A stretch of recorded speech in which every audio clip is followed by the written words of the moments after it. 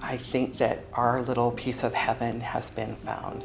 When it comes to North Idaho, the secret is out. Used to be like in the last couple years, people were buying homes sight unseen. They were making ridiculous offers just to get an opportunity to play. Consistently named one of the fastest growing regions in the country, this area is truly booming. I had no idea that 4,500 homes were scheduled to be built on that property. But as the landscape changes, not everyone is finding growth to be so easy. Really, it was a really nice, small, nice town to live in. It was perfect, and I do not like how it's gotten so big. It's just crazy. More homes, more traffic, and more people. Now some are asking, how much more? Well, this is Idaho, and we have a lot of land to expand. But the question we have to ask ourselves is the level of expansion something that we actually agree with? We have some residential growth within this area here and also in this area over here. Join KREM 2 News as we explore what the future looks like for North Idaho. From big projects to highway expansion and the job market. This is something that we see as a major investment in our community and our employees and in our future. This is Boomtown, North Idaho. Thank you so much for joining us for this KREM 2 News Boomtown special as we explore growth throughout North Idaho. I'm Channing Curtis. And I'm Nicole Hernandez. Thousands of people are moving here to North Idaho every single year, and it's really putting pressure on jobs, housing, and even roads. And one of the big questions is, where will all of these people live? And one of the answers actually might be this field right behind us. We are along Hutter Road near Coeur d'Alene, where a developer wants to build 4,500 homes and apartments. It's one of the biggest projects in the area, but as Kyle Simchuk reports, it's getting some pushback from neighbors. We will be looking directly across the street at what they're going to be building. Lorene, who asked us not to use her last name, says she got a postcard in the mail last week. It wasn't from a friend on vacation. It was a developer with big plans for this prairie land. I had no idea that 4,500 homes were scheduled to be built on that property. Not just homes, apartments, schools, and businesses on this piece of land off Hutter Road. It's a self-sustaining community. Brad Marshall is a senior land planner assisting the developer, KOOTENAI Land Company. Developers will go before the Coeur d'Alene Planning Commissioner. If the land is annexed into the city, it can be developed into a higher density area with sewer and water connections. I'll be at every single meeting. Lorene bought her home a month ago and says no one told her about the plans. She feels duped. It all sounds great, but they're taking that beautiful land and they're overbuilding. It could be done responsibly, but that is going to heavily impact our roads, traffic, which is already a big problem in that area. It's a public process, and certainly everybody has a right to their thoughts and their feelings. Well, this is Idaho, and we have a lot of land to expand. But the question we have to ask ourselves is the level of expansion something that we actually agree with? Everybody's saying this is a forced need. That's not true. Growth is a choice. It's not a requirement, right? We can choose our growth rates. We can choose how we want to move forward.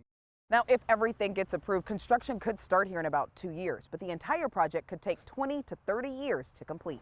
And it's not just big cities like Coeur d'Alene that are growing. The small town of Rathdrum just down the road has nearly doubled in size in the last decade. I was able to visit and see what's changed in the city.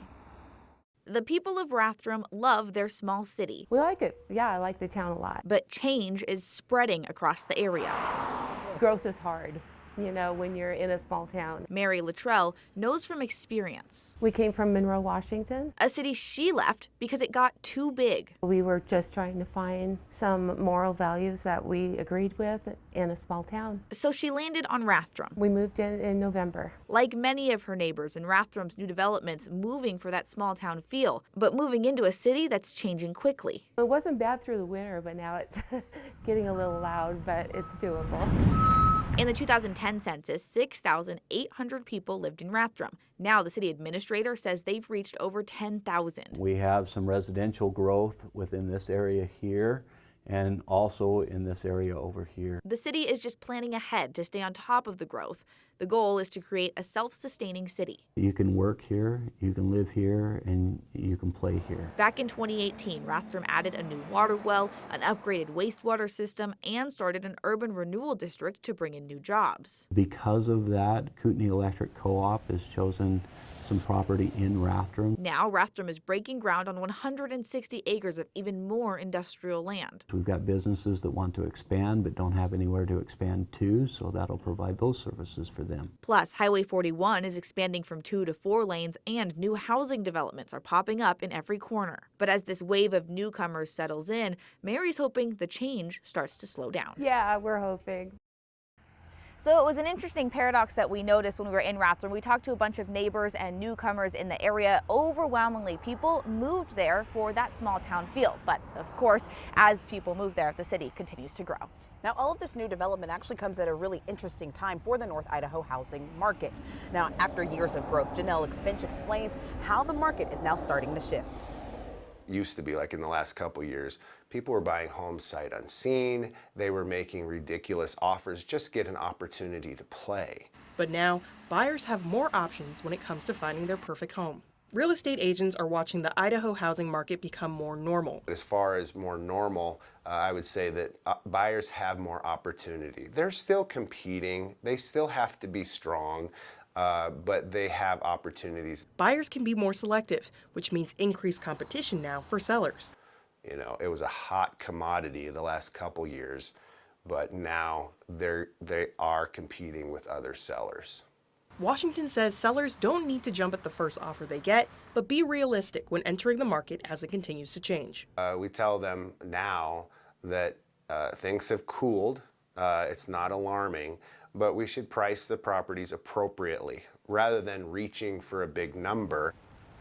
I mean, we all know when we're sitting in traffic how frustrating it is, but it's also not safe. More development in North Idaho means more traffic too. Now, as the state looks at expanding I-90, not everyone's sure that's the best idea. We really need to look at all the options. Plus, once a small town, Hayden is now booming. I think that our little piece of heaven has been found. As construction gets started on one of the city's biggest projects, we take a look at why it took so long to get the Hayden Canyon development off the ground. Stay up to date with the growth in North Idaho and other parts of the inland Northwest. Just text the word Boomtown to 509-448-2000. We'll send you some of the latest stories.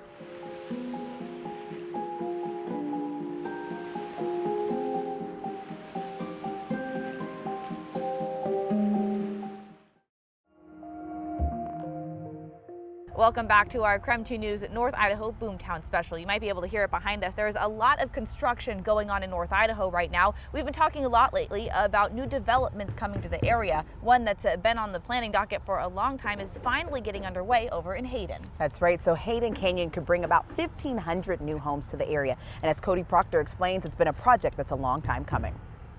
I think that our little piece of heaven has been found. Isn't that the truth? Kootenai County's population's growing, and Hayden's no exception. The United States Census Bureau reports the town's population grew by about 2,000 people, from about 13,300 people back in 2010 to more than 15,500 in 2020. And the future only looks to get bigger. According to Kootenai Metropolitan Planning Organization, they're projecting Hayden could reach up to more than 24,000 by 2030. The same projections tack on another 10,000 for total population by 2040, bumping up to just under 35,000. Jacob Jones, who's lived in Hayden most of his life, isn't a fan of the growth. Really, it was a really nice, small, nice town to live in. It was perfect, and I do not like how it's gotten so big. It's just crazy. He's also not a fan of the Hayden Canyon project just down the road. Recently, work kicked off for the first phase of the project. Yeah, I'm just kind of curious about how this housing development, how did it get passed? But here's the thing, the Hayden Canyon project passed years ago. It's actually been in the works since the early 2000s. That's Donna Phillips, City of Hayden's Community Development Director. She's worked for the city since the late 90s, meaning she's been around the project for a while. The 610-acre project eventually settled in the city. Hayden City Council minutes say the final unit development passed in early 2013. We are 10 years later, and they're just breaking ground. According to Stafford Land Company's website, who took over the project in 2020, Hayden Canyon could bring more than 1,500 residences to the development. Phillips adds the development will have a cap of 2.5 units per acre. Hayden residents have shared concerns about traffic, water, and infrastructure, as well as the impact to public space. Phillips says the development has to dedicate 40% of the property for open space as part of the annexation requirements, which adds up to about 240 acres. It'll be a different kind of interaction that occurs, but you're going to still see animals in there. Stafford Land Companies since sold off the project's first phases to Lennar Homes of Idaho and to SUF Holdings. Stafford Land Company Development Director Brian Cavanis says when it comes to their phases, they're hoping to have housing in the upper area by fall of 2023. For 300,000 to 400, low 400,000 entry-level housing in there. That would be a goal. Whether or not that can be achieved given, current pricing constraints. Some of the units expected to go include single-family homes, townhomes, and apartments. The Hayden Canyon project is also expected to feature some mixed-use property with commercial space on the bottom and residences on top. In the meantime, Cavanis says some of the work they're doing right now includes working with the Avondale Irrigation District to help with a water reservoir, put in a booster pump station, and work with the city to help with sewer improvements. But even with no homes yet, he says they're already getting interest from home buyers. I can field up to 2 to 3 calls a week that are just cold calls that come into our office asking what kind of housing is going to be available and when it's going to be available. At this time, Hayden city officials expect construction impacts to traffic to be minimal, with the possibility of both North Government Way and East Lancaster reduced to 1 lane for utility installation and road widening. They say right now, the developers don't intend to have full road closures. Are we going to feel it's a little odd for a while? Oh yeah, we are. Well, you can't talk about growth in North Idaho without talking about traffic. You ask anybody that lives here, they'll tell you it's continuing to get worse. And if you think it's bad now, just wait. It's going to get worse. Transportation officials say by the year 2045, traffic on Interstate 90 is expected to double. And as Kyle Simchuk explains, what they're planning on doing to keep cars moving on the interstate. Since it was constructed in the 1960s, Interstate 90 hasn't changed much between the Washington state line and Coeur d'Alene. 2 lanes going east and west, 60,000 cars, trucks, and semis every day. What has changed is the number of people living here. In less than 30 years, the traffic volume is expected to double. We really need to look at all the options. Brian Rogers knows a thing or two about traffic. I lived in New Jersey. We had a lot of traffic in New Jersey. He's concerned with an idea that's getting some traction, adding a 3rd lane to I-90 in both directions. So right now we need to identify what the needs are, how we can address them, and then what's the cost of addressing them. The Idaho Transportation Department is collecting data for a widening study using radar and drills to see if the soil can support a 3rd lane and what on-ramps and interchanges can be improved. Another thing engineers have to consider are all the bridges and overpasses. The thought of expanding I-90 has not made much progress in the past because of funding issues. Because when you're replacing bridges, you're adding a lot of dollars. It's a lot easier to add a lane sometimes than it is to fund replacement of a bunch of bridges. The improvements could cost anywhere from $600 to $775 million. Funding for the entire corridor has not been identified. The problem with all these projects is inflation in steel, asphalt, concrete is going up. But that's one that I know the community has talked about, and I'm quite certain it'll be funded. Kootenai County voters said otherwise in 2020, voting against a $50 vehicle registration fee. The money would have helped fund 12 transportation projects, including widening I-90. I'm just not seeing this being the solutions that we really need today. Transportation officials say an extra lane would save drivers time, increase traffic flow, and reduce crashes. I mean, we all know when we're sitting in traffic how frustrating it is, but it's also not safe. If you have like stop and go conditions, you have the opportunity for more crashes. Rogers believes an extra lane would result in more traffic and collisions. If everybody was like a train and stayed on their own tracks and was able to get down the road at a consistent speed, then this would be a perfect solution, but it's not, and that's not how people work. He wants the state to build an alternative east-west route to encourage drivers to get off the freeway sooner. We have a larger east-west problem here, and adding just 1 lane to I-90 doesn't solve that larger problem. One thing Rogers can agree on is that Idaho needs to start planning and building for the future now. A decade, 2 decades, 3 decades from now, what we do today will resonate. The state plans to release the details of its study and plans for Interstate 90 at a meeting this fall. Of course, KREM 2 will keep you updated. As North Idaho grows, so are the prices for housing.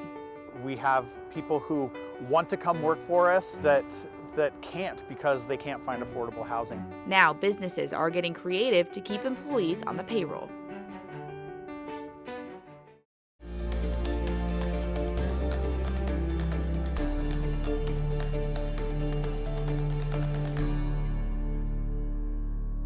One thing that we keep hearing about when covering these Boomtown stories is how all of this growth is affecting our area and making it more and more expensive for people to live and work here.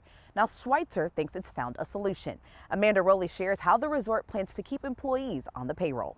Schweitzer ski resort employees are struggling to either find affordable housing or keep up with increasing housing costs. Especially during the last couple of years, the explosive growth that we've seen in our region has really brought that to the forefront, and we're feeling it more than ever, and our employees are feeling it more than ever. Human Resources Director Scott Auld worries if Schweitzer employees can no longer afford to live in the area, it will become a challenge to maintain staffing levels. But he doesn't have to wait and see. Auld says the problem is already knocking on their door. We had one manager a year ago who had to leave the community because their landlord increased their lease to the point it was almost doubled, and they couldn't afford to live here anymore. And he and his wife had to leave the community. By building an employee apartment complex with affordable rates, Schweitzer hopes this will prevent losing any more staff. It's definitely a problem for a lot of our current staff. And we have people who want to come work for us that can't because they can't find affordable housing. In the first phase of the project, the complex will consist of 3 buildings with 3 floors. Each building will be pet-friendly with 1 to 3 bedroom units available to individuals and families. After these units are built, future plans include additional housing units, outdoor play areas, and a full-service daycare facility aimed at serving Schweitzer employees. Auld says staff will also enjoy the benefit of living within walking distance of shopping, dining, and transportation services, including the public shuttle to Schweitzer. This is something that we see as a major investment in our community, and our employees, and in our future. Housing prices are not the only thing affecting employers right now. It's no secret. Labor shortages are affecting businesses nationwide. Here locally, it's even affecting our top-notch roller coaster experts. I was able to speak with Rocky Mountain Construction, who came up with a creative way to get new applicants, and it's really working. Straight out of his welding program, Casey Olson started welding roller coasters for Rocky Mountain Construction. I have been here for just about 6 months now. Taking metal sheets and turning them into this. It's a lot of trial and error. It's trial and error at the corporate level, too. It's been challenging. Darren Torr, president of Rocky Mountain Construction, is trying new ways to hire a good base of employees. We're having challenge really with skilled trades from welder standpoint. When business went back to normal after the pandemic, the labor shortage hit Rocky Mountain Construction. There was, quite a bit of demand out there, so we're got more work than we can handle right now. So they're getting creative with the hiring process. We started an apprenticeship program where we're actually training people ourselves. On top of raising rates, extra vacation, improved benefits, and sign-on bonuses, giving new hires training to become certified welders. We just had a tremendous response. We've got probably 150 applications that have come in. That's over 100 more than they normally have, and employees like Casey appreciate the work environment. They just offer a very good environment for you to just learn. Knowing that trial and error creates a perfect product. A unique answer to housing challenges in North Idaho. This is just one little slice of the pie that's a potential solution that opens up some available spaces that people have to people who really need to rent. See how Kootenai County is hoping to connect people looking for a place to live with open rooms across the county. Stay up to date with the growth in North Idaho and other parts of the Inland Northwest. Just text the word Boomtown to 509-448-2000. We'll send you some of the latest stories.